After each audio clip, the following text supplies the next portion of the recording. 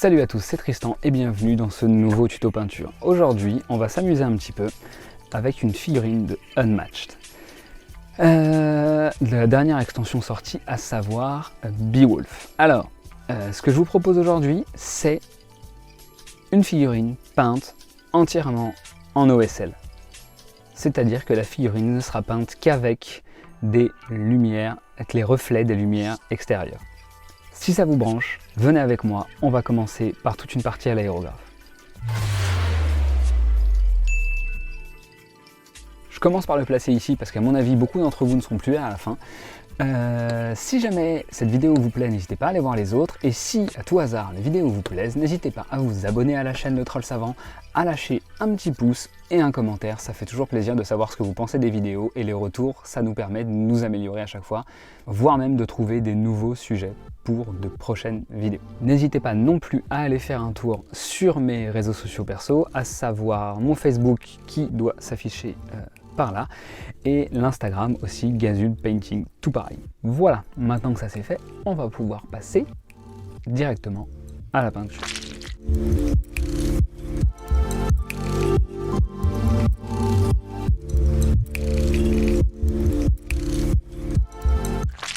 Voilà, donc dans un premier temps, ce qu'on va chercher à faire, vu qu'on va vouloir peindre sur des lumières et créer un effet un petit peu dramatique, je vais commencer par simuler ces sources de lumière avec du blanc.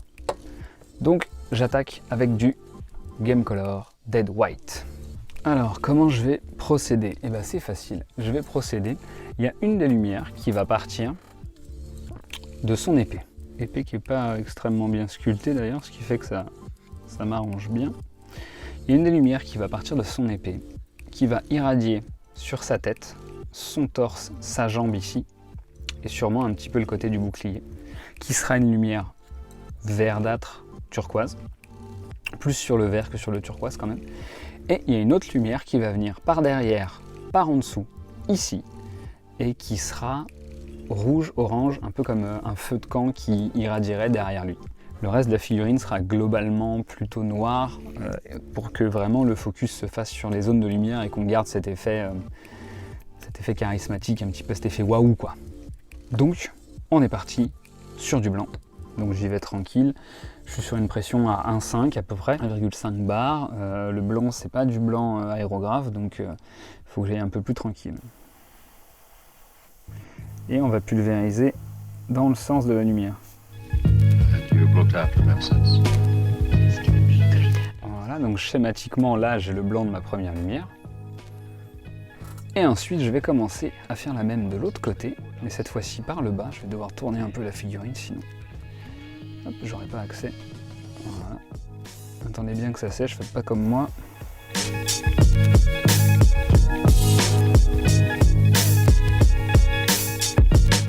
Ok, on était sur du blanc, donc au moins l'aérographe il va juste besoin de le rincer un tout petit peu et ça ira bien.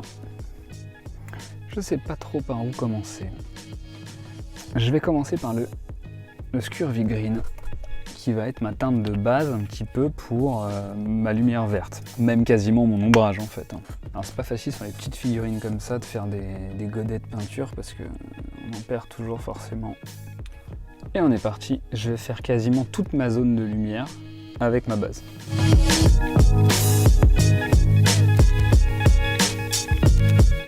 Et même mes ombres, je viens les teinter en vert aussi. Je vais revenir sur du blanc. On va recommencer. Mais cette fois-ci, on va recommencer sur une zone plus petite encore. Donc on va essayer d'en faire le moins possible. On est reparti.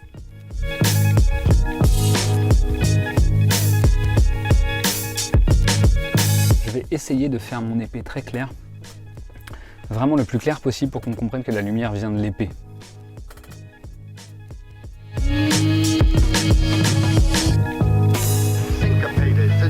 Ok, maintenant on est parti sur du jaune.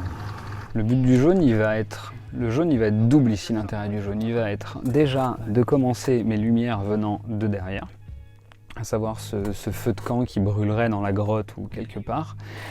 Et en plus de ça, il va me permettre de l'appliquer sur le blanc aux endroits où je veux que ma lumière soit la plus vive.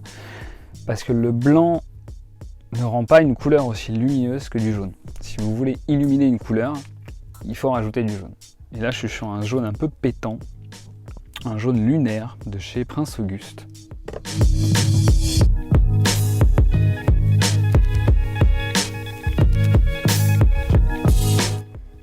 Voilà, je pense que là, ça donne un bon exemple. Vous voyez le haut de l'épée jaune, le visage un peu jauni, là sur l'épaule, d'ailleurs pas assez. Voilà. Le haut de la cuisse ici, le but c'est que ce soit des petites taches, hein. Le but c'est que ce soit pas, c'est pas de transformer la figurine en jaune, le but c'est que quand je vais passer mon Sybarite Green que j'ai choisi pour ma lumière, il est un peu désaturé, il est clair mais il est un peu désaturé. Et le fait de passer du jaune avant va me permettre de le resaturer par transparence en fait, tout simplement. On va passer sur lui tout de suite.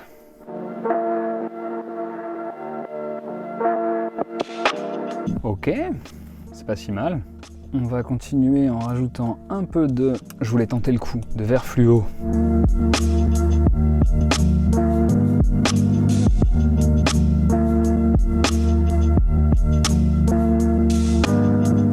Ok, il y aura du boulot de reprise, mais après ce sera au pinceau. Donc je vais virer mon petit mélange et je vais passer sur le feu. Donc on a fait passer notre jaune, on va passer sur le orange maintenant. Et le orange c'est du Troll Slayer Orange Citadel Game Workshop. Parce que des oranges j'en ai pas beaucoup et celui-là il est très lumineux. C'est pas celui que j'aurais voulu, mais on fait ce qu'on peut avec ce qu'on a. On est parti. Le orange sur la face postérieure.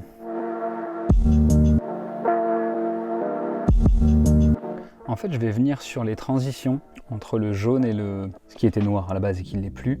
Le but du jeu, c'est de créer un contraste entre la température des couleurs, à savoir le froid du vert avec la chaleur qui va se dégager du feu de camp qui va être derrière. Le but va être de créer un contraste de chaud-froid en plus du contraste de la couleur du vert et du rouge.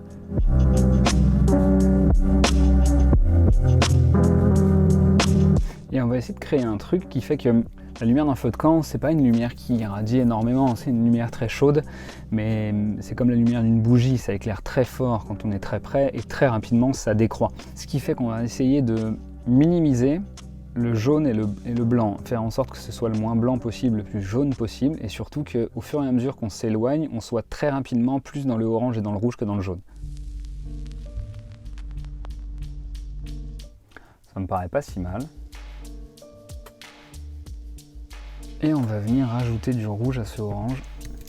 J'ai pas envie d'aller jusqu'au rouge en part entière, j'ai juste envie de rougir mon orange. Le rouge, c'est le Mephiston Red de Game Workshop aussi. Voilà, on va être sur un orange très foncé. Et on va revenir encore une fois sur cette transition pour l'atténuer et la réchauffer un petit peu.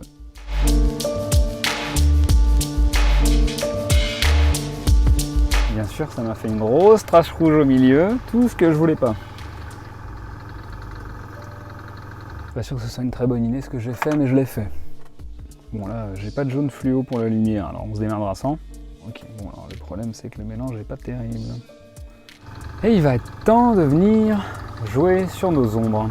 Nos ombres d'abord, non, je vais un petit peu rééclaircir au jaune quand même. Je trouve que ma lumière jaune n'est pas suffisante. Je vais en rajouter un peu.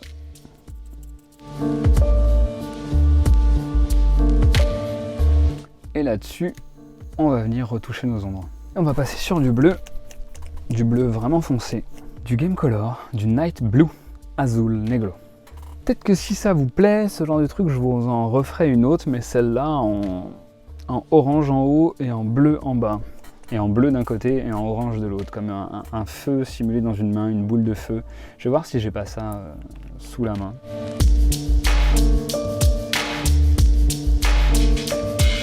On va aller rajouter un peu de noir.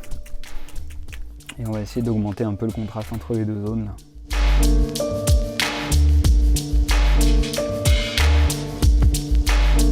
Il y aura encore quelques reprises à faire pour au pinceau, hein, tout simplement. J'ai pas ce qu'il faut là, je pense. Ah si, j'ai peut-être ce qu'il faut quand même.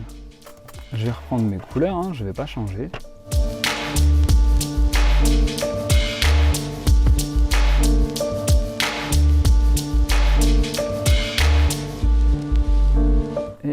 se faire pareil avec le jaune.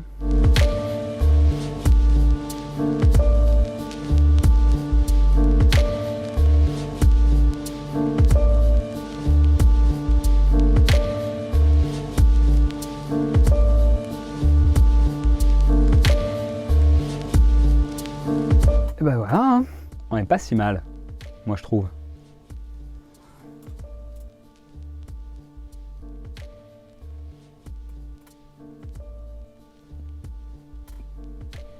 Et ben voilà, c'est terminé. J'espère que cette vidéo vous aura plu, vous aura donné des idées pour la peinture de vos figurines à vous. Si vous n'avez pas d'aérographe, c'est tout à fait possible à faire au pinceau, hein. C'est juste que moi je profite d'avoir cet outil qui me permet de diriger mon flux avec une lumière pour simuler une lumière, et j'avoue que c'est quand même plus pratique et c'est assez... ça donne quand même un résultat, une fois qu'on pratique suffisamment bien l'aérographe, assez satisfaisant assez rapidement. Ça peut vous permettre de faire toute une armée avec un schéma de couleurs de ce style-là, sans trop de problèmes.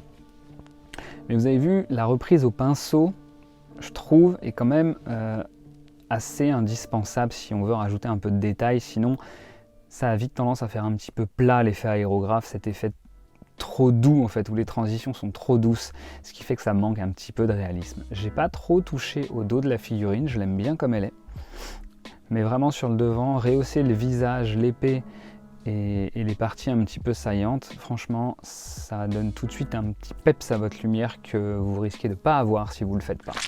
Donc je le répète ici encore une fois, si les gens sont encore là, n'hésitez pas à vous abonner, cliquez sur la cloche pour savoir quand est-ce que les vidéos sortent. Il y en a beaucoup qui sortent en ce moment sur Marvel Champions. N'hésitez pas non plus à me dire ce que vous pensez de mes vidéos en commentaire, ça m'aide beaucoup à savoir si je continue, si vous avez envie que j'explore quelque chose en particulier. Là j'avais envie de changer un peu de la peinture classique, à savoir la peinture au numéro, le cuir, ces machins comme ça. Là je voulais changer, je voulais quelque chose d'un petit peu plus artistique, je sais pas si ça vous plaît. Voilà, n'hésitez pas à lâcher un petit pouce, lâcher un commentaire, allez voir sur la chaîne, abonnez-vous au Troll Savant, et moi je vous dis à bientôt pour une nouvelle vidéo.